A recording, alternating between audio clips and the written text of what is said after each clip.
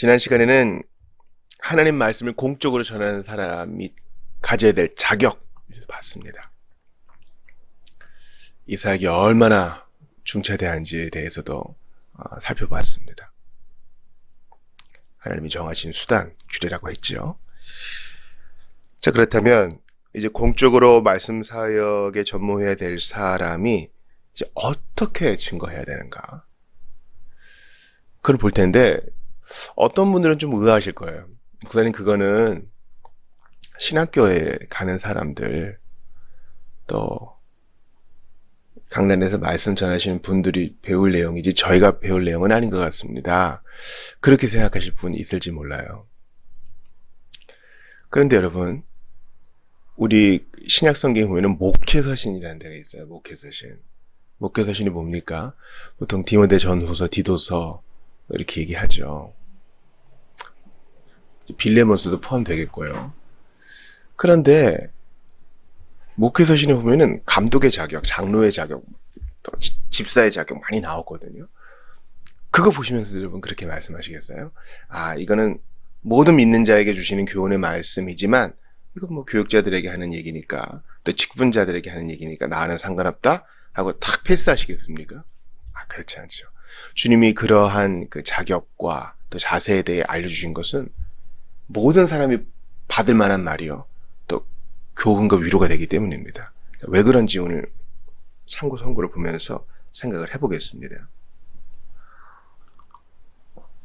먼저 디도서 2장 1절 보세요. 오직 너는 바른 교훈에 합당한 것을 말하여. 먼저 부르심 받은 사람은 말씀을 어떻게 전해야 하는가 하면 바른 교훈을 전해야 돼요. 어떤 스킬과 자세한 태도를 말하기 전에 내용, 컨텐츠가 중요합니다. 바른 교훈, 이것은 이제 독트린, 바른 교리를 전하는 뜻입니다. 바른 교훈, 바른 교리, 참된 진리. 목사님 그냥 성경 말씀 그대로 전하면 되는 거지 무슨 또 교훈까지 얘기합니까? 근데 성경의 바른 교훈이라고 얘기하는 이유가 있어요. 그냥 너는 성경을 합당하게 말하며 이렇게 얘기하지 않고 너는 바른 교훈에 합당한 것을 말하라 그랬어요. 이것은 다분히 거짓된 교훈이 있다는 뜻이죠. 성경 가지고 거짓된 교훈 전하는 자들이 있으니 적그리스도요, 거짓 선생이요, 이단과 사입이다, 이렇게 얘기하는 겁니다. 이단과 사입에 관심 있는 분 있으세요? 그들의 하는 얘기를 좀 들어보세요. 다 성경 갖고 얘기합니다. 요한계시록을 가지고 영해를 한다고 하면서 자기 멋대로 풀어내는 거예요. 참 신기해요. 그것만 듣고 있으면 참말 같은데 65권 성경은 성경이 아닌가 그러면? 복음이 어떤 면류관이라고 한다면 거기에 박혀있는 다이아몬드는 로마서, 에베소서 이렇게 비유할 수 있겠는데 요한계시록만 이렇게 강조한다면 뭔가 문제가 있는 것이고, 또 그것을 영예라고 하면서 자기의 목적대로 다른 성경에 찾아볼 수 없는 근거를 가지고 자기 멋대로 그렇게 풀어낸다면 그게 바로 거짓된 교훈이 아니겠어요? 여러분, 제가 돌아오는 주일에 사도행전 7장 후반부를 설교해요. 기도해 주세요. 바울이 아테네에서 설교합니다. 아레오바고에서 설교해요. 근데 이제 아테네는요, 이미 바울이 도착하기 400년 전에 그 영광이 끝났어요. 그리고 로마 식민지라고요. 로마에서 뭐 자유도시다 이런 명예를 줬지만은 이제 인구 10,000명 사는 과거의 영광을 곱씹는 소도시예요. 거기에서 바울이 복음을 전합니다. 근데 거기 사람들 보니까 아직도 우상이 득실되고 또 아직도 겸손을 못 찾아가지고 뭐 새로운 거 없나, 그런 것만 좀 듣고 싶어하는 사람들이에요. 새로운 거 없나? 바른 교훈을 쫓지 않고 이단과 사이비의 거짓된 교훈을 찾는 분들의 대부분은요, 뭐 새로운 거 없나? 자기들의 본래 신앙생활, 막 많은 분들이 처음부터 그냥 거기 찾아가는 게 아니라 대부분은 이제 일반 교회 있다 가시는 분들이거든요.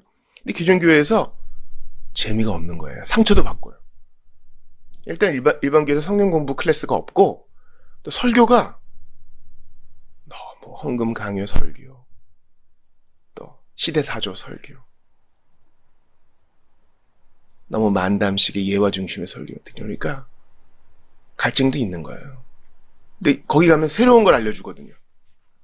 근데 이게 진짜 교훈인지 가짜인지 판별할 능력은 없어요. 근데 이제 거짓 교훈의 특징은 재미가 있어요. 그럴듯해. 그 안에만 갇히는 거예요. 그래서 공적으로 말씀드리는 자는 바른 교훈에 합당한 것, 바른 교리를 증거해야 됩니다. 목사님, 그럼 바른 교리를 판별할 수 있는 기준은 뭡니까? 그건 뭐 상당히 긴 내용이기 때문에 우리가 이 짧은 시간에 다 말할 수는 없지만 가장 중요한 것은 뭡니까? 예수 그리스도가 중심이 되느냐, 이게 중요해요. 삼위 하나님이 드러나고 성경에 나타난 대로 삼위 하나님이 드러나고 성부 성자 성령 하나님을 인정하고 예수 그리스도의 유일한 구주 되심과 왕 되심을 인정하는 얘기 중요해요. 바른 교훈. 그것도 하던데요? 왜냐면 하나님의 교회들은 삼일체 가르쳐요. 그렇기 때문에 조금 더 들어가야 돼요. 사도신경을 받아들이는가.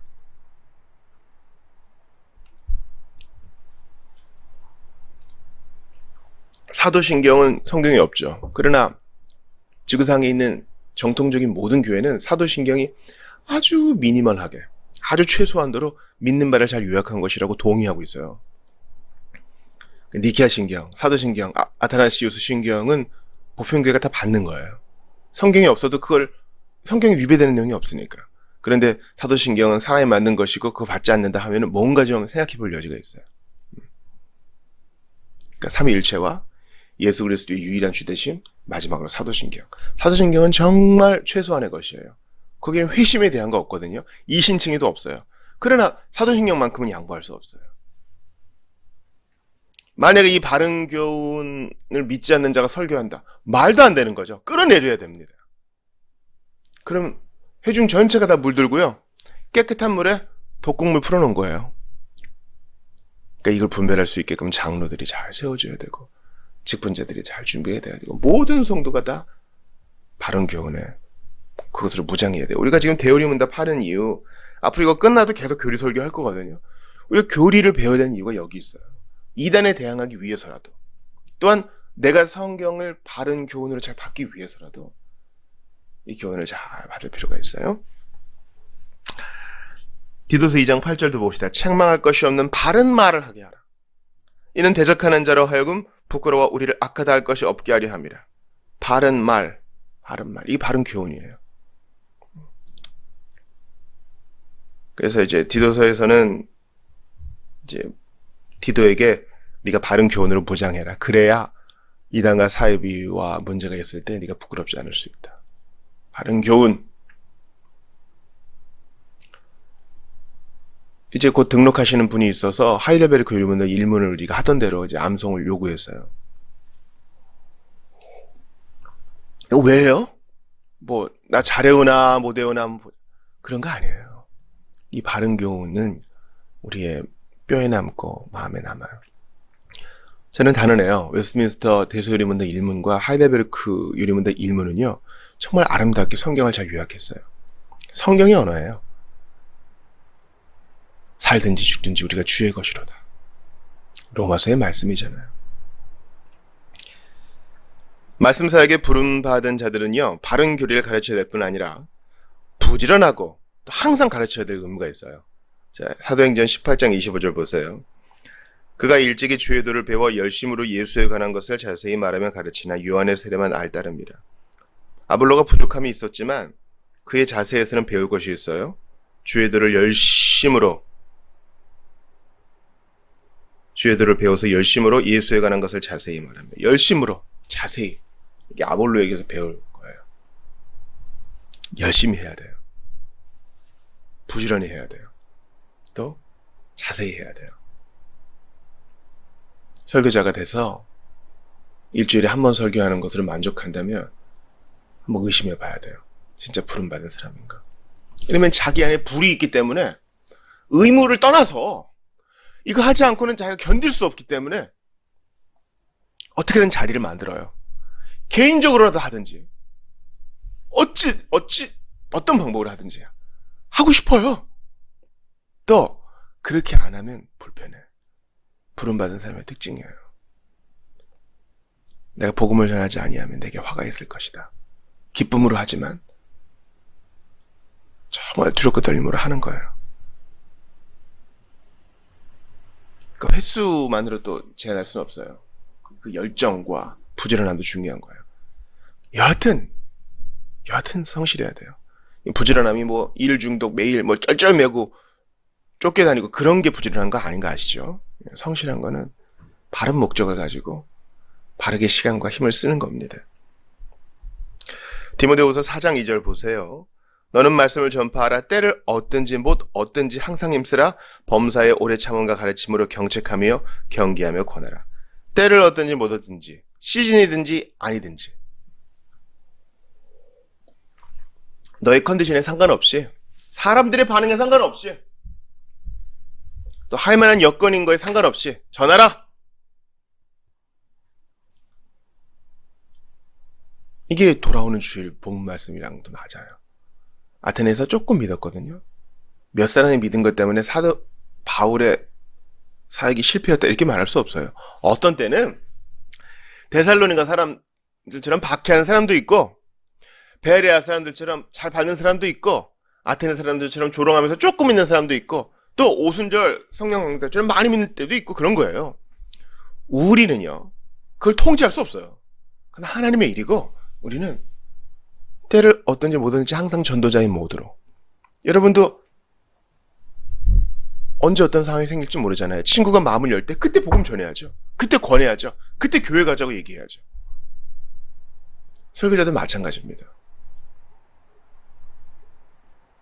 그런 부지런함과 또 항상 전하고 싶어하는 그런 열정 그거 있어야 돼요. 그것을 여러분 청빙위원회가 잘 파악하셔야 되고 기존 교인들도 현재의 목회자를 평가하실 때 그걸 중요한 지침으로 삼아야 됩니다. 그냥 나한테 잘해주는가? 이게 아니라요. 아시겠죠? 바른 교훈이 제일 중요해요. 그리고 그 바른 교훈을 부지런히 열렬히 전해야 되는 것이 그 다음으로 중요합니다.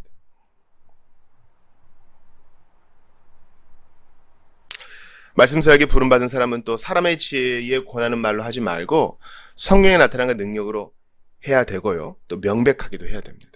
자, 먼저 명백한 것을 보시죠. 고린도전서 14장 9절 19절 보세요. 이와 같이 너희도 혀로서 알아듣기 쉬운 말을 하지 아니하면 그 말하는 것을 어찌할리요? 이런 허공에도 말하는 것이라. 이제 이건 방언에 대한 것이긴 한데 바울의 논조는 분명하죠. 같이 있을 때 방언보다는 예언이 더 효과적이다. 그 자리에 처음 온 안 믿는 자에게도 효과적이다. 그러나 교회에서 네가 남을 가르치기 위하여 깨달은 마음으로 5마디 말을 하는 것이 1만 마디 방언으로 말하는 것보다 나으니라. 개인적으로 교제할 땐 그렇게 하고 공적으로 했을 때는 알아듣기 쉬운 명백한 말로 가르쳐야 되지 않느냐. 그리고 예언하기를 힘쓰라 그러는 거예요. 설교 사역을 말하는 겁니다. 예언은. 알아듣기 쉽게 명백해야 돼요. 이건 모두를 다 만족시키긴 어렵지만 노력은 해야 돼요. 회중은요. 어린아이부터 장년까지 또 많이 배운 사람부터 많이 못 배운 사람들까지 있기 때문에 상당히 조심해야 돼요. 그래서 글을 쓰는 것과 마찬가지로 명백하게 군더더기 없이 정확하게 알아듣기 쉽게 전달이 돼야 됩니다. 그러니까 이건 평생 노력해야 되는 거예요. 쉽지 않아요. 고린도전서 2장 4절 보세요. 내 말과 내 전도함이 설득력 있는 지혜의 말로 하지 아니하고 다만 성령의 나타남과 능력으로 하여. 알아듣기 쉽게 명백하게 한다는 것이 무슨 의사전달 화법 이런 것을 무시하는 것은 아닙니다. 즉 메시지가 흥미롭고 매력적인 방식으로 선포되어서는 안 된다. 이걸 말하는 게 아니에요. 그러나 우리는 철저히 그 메시지의 의존이 인간적인 요소가 아니라 하나님께 있어야 된다는 것을 기억해야 됩니다. 아무리 커뮤니케이션을 위해 잘 노력하고 잘 준비가 됐다 해도 마지막은 주님이 아니면 안 됩니다. 이런 자세가 있어야 돼요. 회중들도 성령께서 마음 열어주시지 않으면 저희 못 알아듣습니다. 깨달음 못 얻습니다. 도와주세요. 이런 간절한 매달림이 있어야 돼요.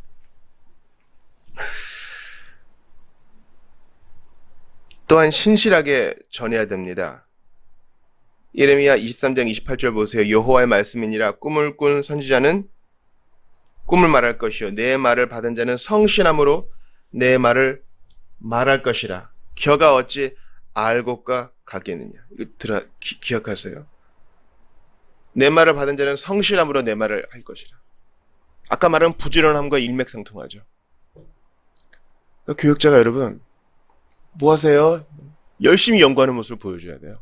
신방 안 가거나 개인전도 안 하면 열심히 연구하는 모습. 아, 지금 쉬고 계시는구나. 그렇게 생각하면 안 돼요. 부지런히 연구하고 부지런히 전하는 자가 하나님께 칭찬 들을 자입니다. 주님이 성실함으로 내 말을 말할 것이라 하면 전달 현장에서 열렬하게 하는 것뿐만 아니라 준비도 성실해야 된다는 거예요. 여러분 준비에 있어서 게으른 자들이 많아요. 다시 한번 청빙위원회 말씀합니다. 이 사람이 평생 학습자인가? 또 기존 교인들도 우리 교육자가 계속 학습하고 있는가? 이걸 계속 봐야 돼요. 그리고 장로들을 통해서 그 뜻을 잘 전해야 됩니다. 고린도전서 4장 1절 2절 보세요. 사람이 마땅히 우리를 그리스도의 일꾼이요 하나님의 비밀을 맡은 자로 여길지어다. 그리고 맡은 자들에게 구할 것은 충성이니라. 충성스럽게.